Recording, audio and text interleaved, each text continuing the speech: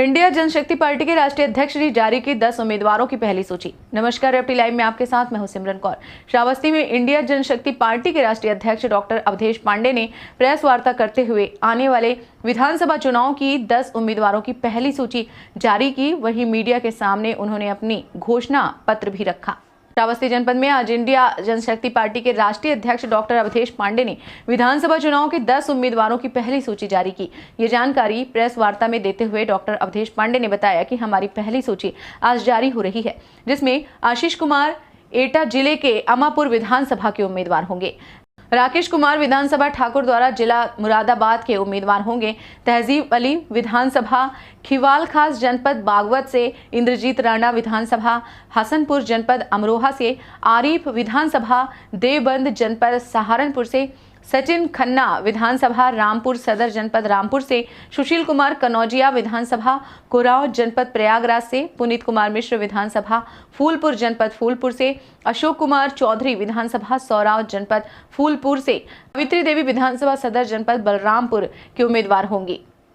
पहली सूची जारी कर दी गई है। वहीं अपनी घोषणा पत्र जारी करते हुए कहा कि हमारी सरकार या हमारी सहयोगी सरकार बनती है तो राइट टू रिकॉल कानून बनाया जाएगा, जिसमें अगर चुनाव के वक्त कोई विधायक या सांसद जनता से कोई वादा कर देता है तो चुनाव जीतने के बाद उसको हर हाल में पूरा ही करना है। अगर ऐसा नहीं करता तो उसकी सदस्यता समाप्त कर दी जाएगी। इसके अलावा पत्रकारों के लिए स्वतंत्र राष्ट्रीय मीडिया आयोग का गठन किया जाएगा और मीडिया के मामले को व उसमें सुलझाया जाएगा। इसके अलावा किसानों, गरीबों आदि के भी लिए कानून बनाया जाएगा। चुनाव लड़ रहे हैं और यूपी में आपने कितने प्रत्याशी उतारे हैं?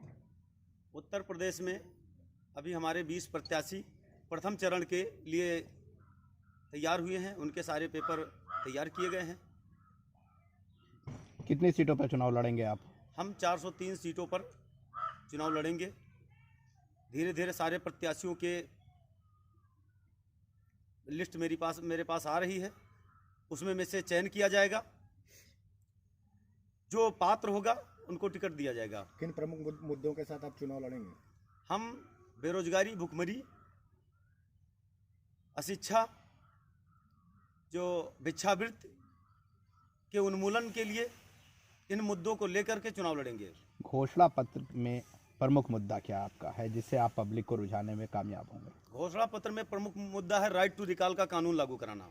जैसे आपने देखा होगा कि अरविंद केजरीवाल अन्ना हजारे के आंदोलन में लोकपाल बिल को लेकर के बैठे थे।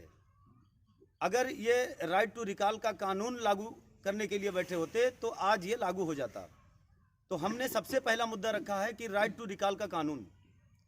राइट टू रिकॉल के कानून का ये अर्थ है कि यदि राइट्स मतलब अधिकार, कानून टू रिकॉल बुलावा, कोई भी पार्टी का प्रत्याशी, सांसद या विधायक हमारी पार्टी का या किसी अदर पार्टी का चुनाव लड़ता है, अपने विधानसभा एवं लोकसभा क्षेत्र में जनता से वादा जो करता है, चुनाव जीतने के बाद में अगर वो वायदे से पलट जाता है, यहाँ तक कि मुख्यमंत्री ही क्यों ना हो, अगर चुनाव जीतने के बाद में विधान भवन में पहुँच जाने के बाद में अगर उस वायदे को पूरा नहीं करते हैं तो उसकी सदस्यता तत्काल प्रभाव से भंग करके वहाँ पुनः निर्वाचन कराया जाएगा।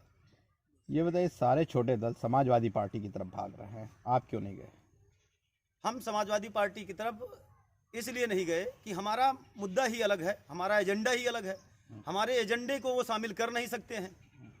राइट टू रिकॉल का कानून लागू करने के लिए वो समर्थन दे नहीं सकते हैं।